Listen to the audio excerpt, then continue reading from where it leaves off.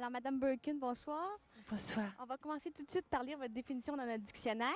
Birkin Jane, née le 14 décembre 1947 à Londres. Faux. Oui? 46. C'est parce que j'ai triché au début. Vous Ouais. vouliez vous rajeunir au début? Non, c'est les producteurs. Quand je suis venue pour la piscine en France, ils voulaient pas que j'ai de bébé alors que j'en avais une. Et ils voulaient que j'avais pas 21 ans et j'en avais. Alors, ils voulaient me faire passer pour un ingénu De 20 17 ans. Je sais pas, mais certainement pas 21 ans.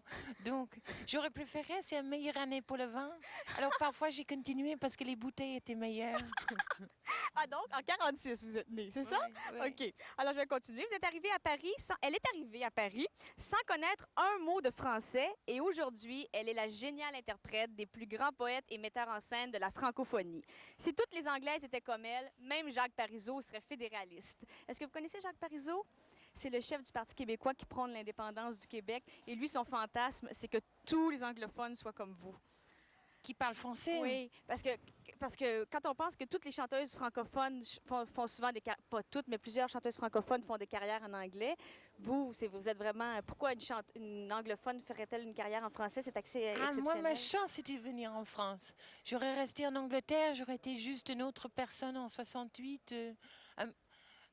Quand je suis arrivée, ils croyaient que j'étais originale, mais j'étais pas originale. J'étais un stéréotype de ces filles qui avaient des franges, des fossiles, et puis ressemblaient à des poupées, une sorte de pseudo, Jean Shrimpton un peu.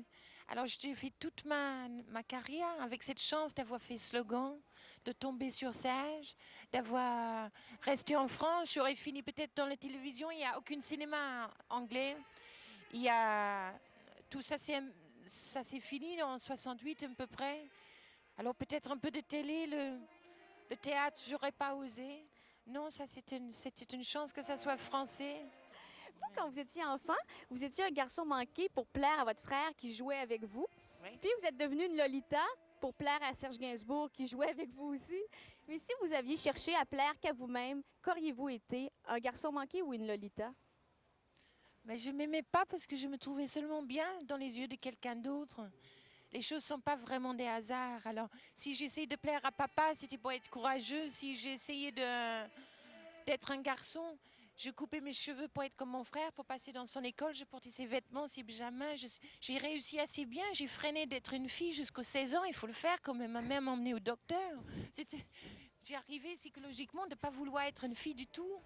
Et puis oui, quand Serge m'a dit qu'il avait été dessinateur. Donc il disait que j'avais un corps qui ressemblait à un cranaque, alors que avant, je mettais des faux soutiens-gorge et quand on m'embrassait, il y a un qui restait dedans, quoi.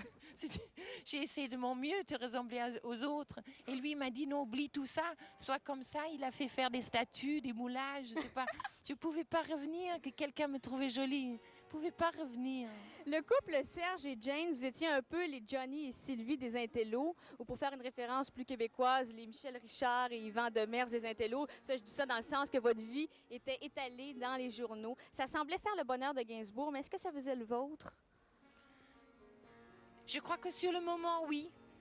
Sur le moment, oui, certainement, parce que ça le faisait tellement plaisir de se montrer avec les enfants sur les pelouses, de montrer qu'on était une famille heureuse.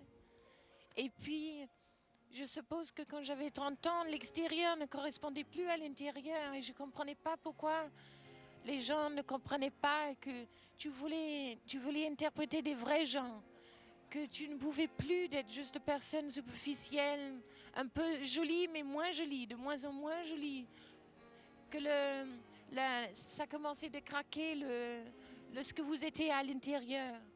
Et alors j'étais dans les... Oh, dépression, c'est trop mélodramatique, c'est pas le mot. C'était vraiment pas correspondre avec l'extérieur. Et ça, je crois qu'il y a beaucoup de filles qui connaissent ça. Et j'avais juste une chance que quelqu'un, un jour, m'a dit, enlevez le maquillage, vous tenez votre chemise, je veux voir à l'intérieur. Et ce qui passe à l'intérieur. Et je commençais de faire des films à ce moment-là qui correspondent À votre intérieur? Oui.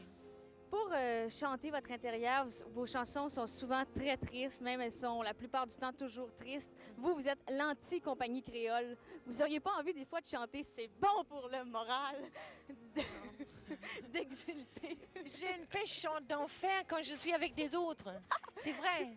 Quand je suis avec des autres, je suis tellement gaie. Et puis tout seul, je me plombe. Alors, il faut constamment être avec des autres personnes. Et j'ai de la chance. J'ai eu beaucoup d'enfants et des petits-enfants. Comme ça, j'ai toujours des bébés avec moi. Et comme ça, vous coulez pas. Mais très gai, pas tellement. Allez-vous chanter maintenant? Ou c'est fini?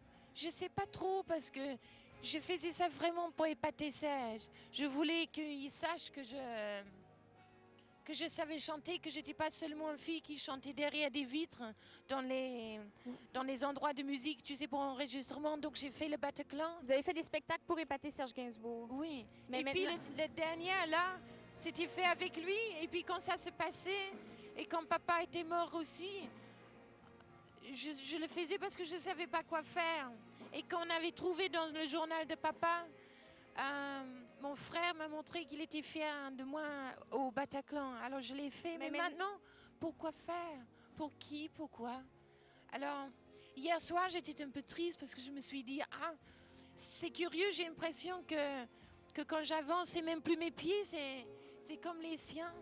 Et je peux chanter le côté qui était peut-être très juste de lui, qui était à la fois insécure, fragile. Peut-être les Dessous Chics, c'est la chanson qui est le plus typique de lui. C'est vraiment lui que je chante.